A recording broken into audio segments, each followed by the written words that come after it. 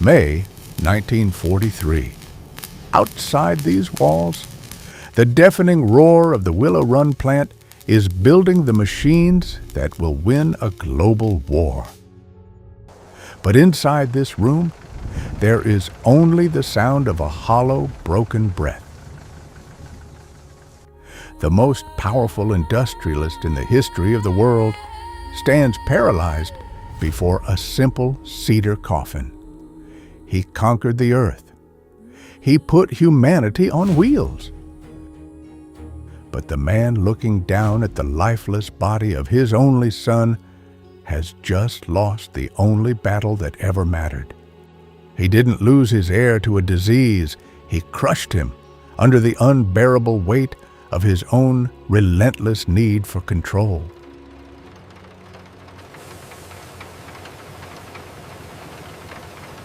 "50 years earlier, Detroit, 1893, the freezing winter wind howls through the cracks of a drafty brick shed.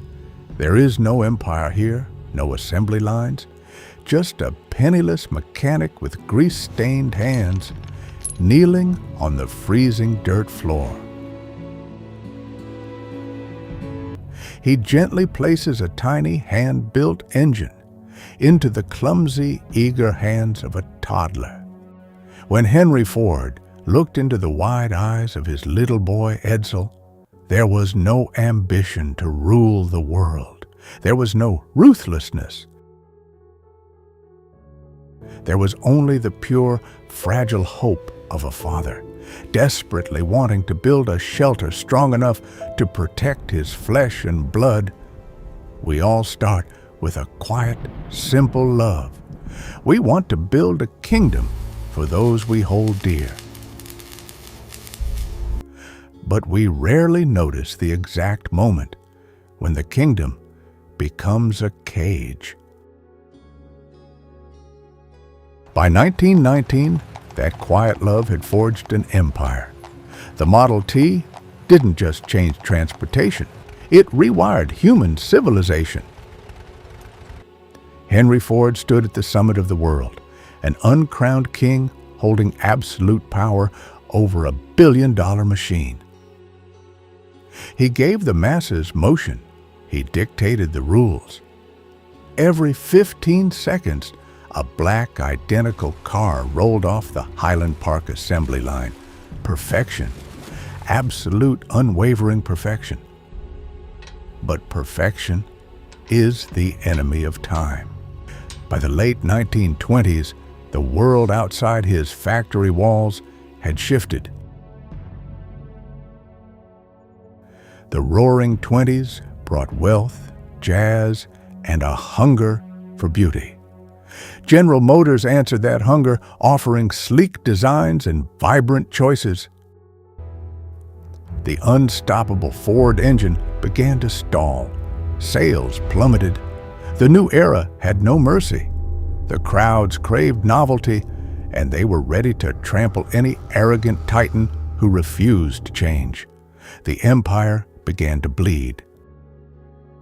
Edsel Ford, now the nominal president of the company, saw the avalanche coming. Unlike his father, Edsel possessed a refined, artistic soul.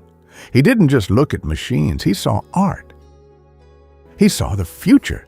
Desperately, he drafted elegant new designs, sketching cars with graceful curves and hydraulic brakes.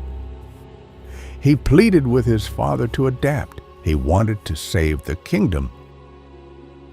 But a man who has ruled the world using a single formula is terrified of anything he cannot control. Henry didn't see innovation in his son's blueprints. He saw rebellion. He saw weakness. Driven by the paralyzing fear of losing his grip, Henry chose to crush reality. In front of the entire board of executives, he humiliated his only son. He sneered at the elegant drawings and with his own hands tore the blueprints to shreds. He didn't just destroy paper, he systematically stripped away Edsel's humanity. The young man, suffocating under the colossal shadow of his father, wrote to a close friend with a visceral, bitter despair, "My hands are completely tied. This presidency is just a puppet role. Every time I manage to lay down a single brick, he smashes it to pieces. I am serving as a prisoner inside my own family." The kingdom had fully become a cage, and the torture had only just begun. Henry Ford did not see himself as a tyrant. In his twisted, brilliant mind, he genuinely believed he was doing the righteous thing. He thought he was forging a king. He believed that by constantly breaking his son, by stripping away his artistic softness and publicly humiliating him, he would somehow hammer Edsel into a ruthless conqueror of industry.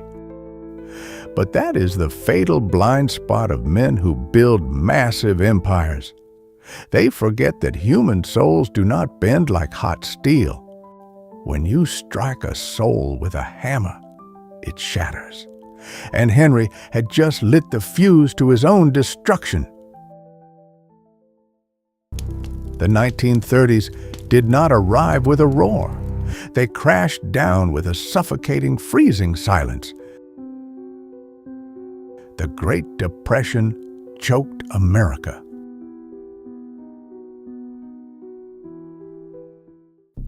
Outside the towering gates of the River Rouge plant, it wasn't just angry men. It was tens of thousands of starving families, fathers and mothers shivering in the Detroit winter, begging for the right to feed their children. A brutal new era was knocking on the factory doors, pleading for a shred of humanity. But to protect his billions, Henry chose absolute violence. He handed the keys of his kingdom to a former Navy boxer and street brawler named Harry Bennett. Bennett built the service department, a private army of armed thugs, ex-convicts, and spies. The River Rouge plant was no longer a factory. It was a paranoid police state. And here is where the tragedy of greatness seals its bloody fate. The man who systematized the world naively believed he could engineer his son's mind like turning a screw on an assembly line. Harry Bennett's thugs shadowed Edsel like ghosts. They wiretapped the president's office. They intercepted his private mail. They deliberately sabotaged Edsel's orders just to assert dominance. But the psychological torture went deeper. He didn't just strip his son of power.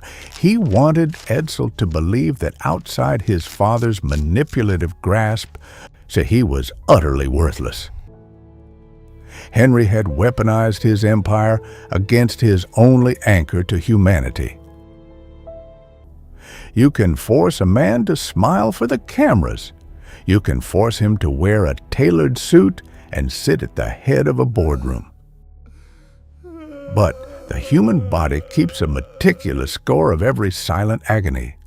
The relentless psychological crushing, the daily paranoia, the absolute powerlessness began to eat Edsel alive from the inside out.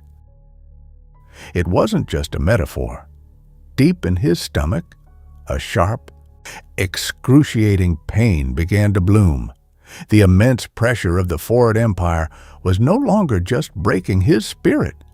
It was mutating his very cells. A quiet, deadly ulcer was taking root. The heir to the greatest industrial fortune on earth was physically rotting away from the sheer toxicity of his father's love. By the winter of 1941, the world was burning. Pearl Harbor had dragged America into a global slaughter. The government did not ask Ford for cars. They demanded a miracle. One B-24 Liberator bomber every single hour. For Edsel, whose body was already being ravaged by terminal stomach cancer, this was not just a national duty. It was a false, desperate hope. He believed that if he could build this impossible war machine, maybe, finally, he would earn the one thing he was dying for, his father's respect. But Willow Run wasn't just a factory. It was a metal meat grinder, and Henry Ford, blinded by his own myth, threw his dying son into the gears. While pristine bombers rolled off the assembly line to conquer the skies, the man building them was rotting at his desk. Edsel worked 14-hour days. He couldn't eat.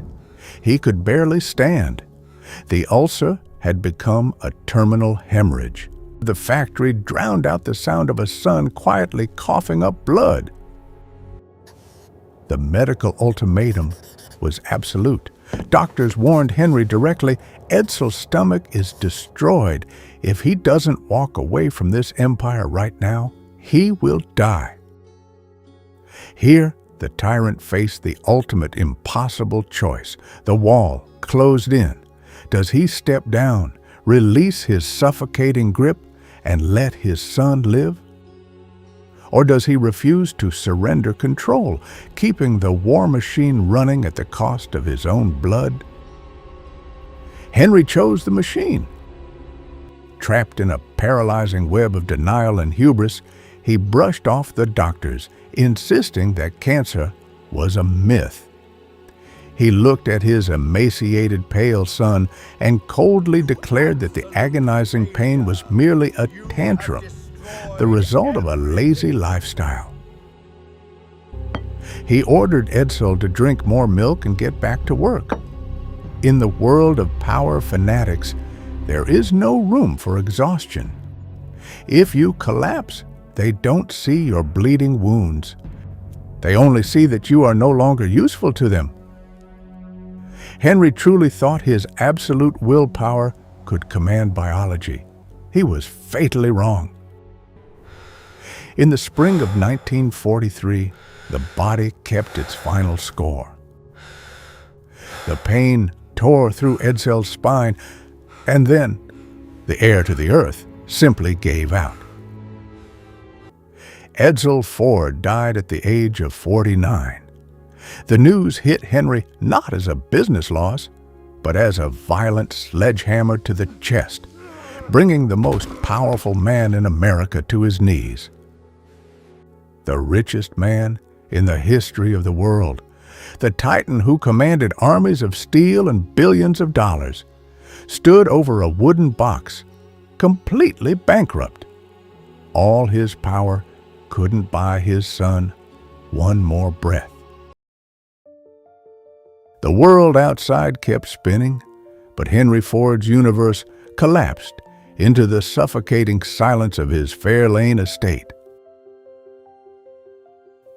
The titan who once commanded armies of steel was now just a frail, wandering ghost in his own empty halls. As his mind began to fracture, he would wander the darkened rooms, looking at the shadows. He would stop the servants in the hallways, his eyes wide with a desperate, childish confusion, and ask a single question, "Where is Edsel?" The hands that once sketched the blueprints of the modern world, the hands that tightened the screws of an unstoppable empire, now trembled so violently they could not even button his own shirt. He had invented the assembly line to conquer time, but his own internal clock had stopped permanently on the spring morning his son took his last breath. We do not remember him for this silence.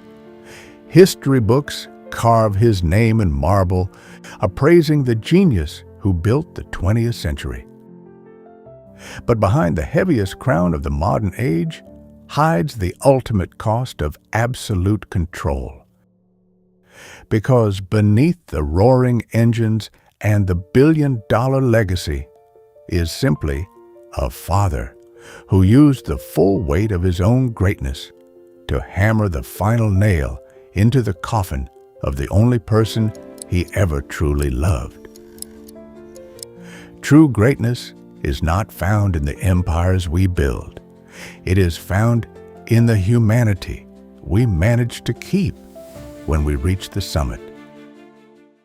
We will keep this fire burning. See you in the next journey.